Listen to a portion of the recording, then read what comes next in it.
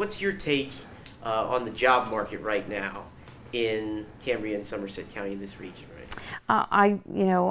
From my perspective, I work primarily with employers.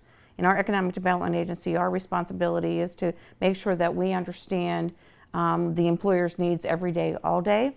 And I think we're tracking pretty well with the number of job openings we have. But it's not really a secret that our population, we had a decline in our population, so it's making it a little bit more difficult for us to fill the number of positions that we have available. So we're using a number of different tactics to be able to help us, ease that critical shortage. When you say decline in overall population, you're referencing basically the greater Johnstown area, so to speak? I think in Cambria and Somerset counties as well. It's something that's been happening probably over the past 20 years.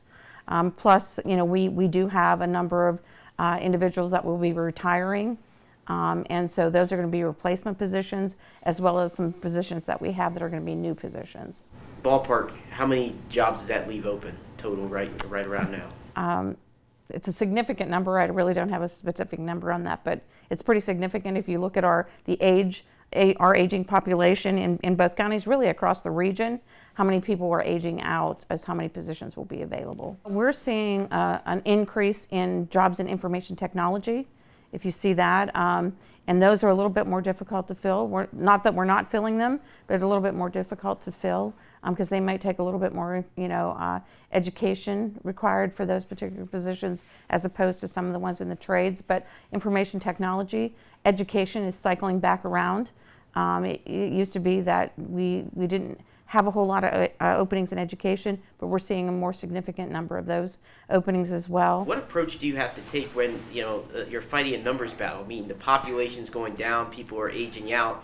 Or do you have to look for people outside of the region to come in, or do you think that there's are still ways and tactics you can use to get younger folks in particular here in the region into those types of jobs that are needed? Actually, we've been very creative. We utilize short-term training programs so that if we have individuals who are displaced workers or individuals who are maybe working, they're considered underemployed, maybe working 3 or 4 part-time jobs, something like that. We're utilizing the short-term training programs. But if you look at our labor participation rates in both counties, it's I don't want to say it's significant, but we're trying to increase the labor participation rate. So we're looking at that population that's not connected to the workforce and see how many of those individuals that we're able to transition into employment.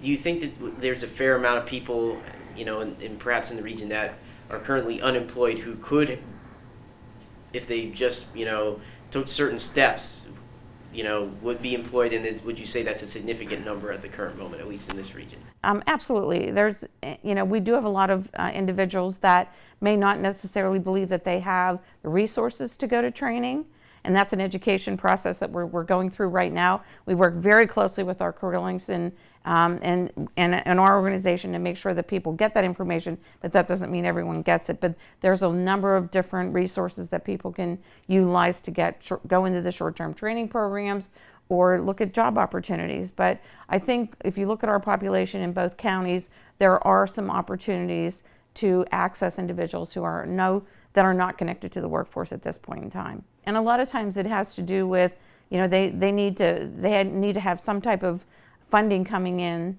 to help them pay their rent and their mortgage and all that. And they say, I can't necessarily go into a 2-year program. I can't afford to do that. So with us utilizing the abbreviated programs in 6 to 8 weeks, it's not that much of a burden on them. 6 to 8 weeks, they can come out with the opportunity to get into a career pathway, and working with our career-links with on-the-job training will give them additional training to move up that career pathway. If you were to raise a child right now, you had a child that's right around that age, that's yet getting out of high school, going to college. Obviously, each different child has their own specific interests. But what advice would you give them? Say they're growing up in the greater, Johnstown, Cambria, Somerset area. What advice would you give them in terms of the job market, specifically if they want a job here? To make sure that they take a look at all of the job opportunities here, because I think a lot of our young folks don't realize, even though we work very closely with the schools, what opportunities are here. The other part of it would be, look at the job opportunities, but look at the quality of life that we have here. And if both of them are your concern, we think that you can stay here and do pretty well. What we're seeing now, and we're working with the students in the schools, is talking about entrepreneurship. And from our organization standpoint, we've had a significant number of businesses, small businesses, started over the past couple of years. In fact, from January of this year till now, we had 2 new startups.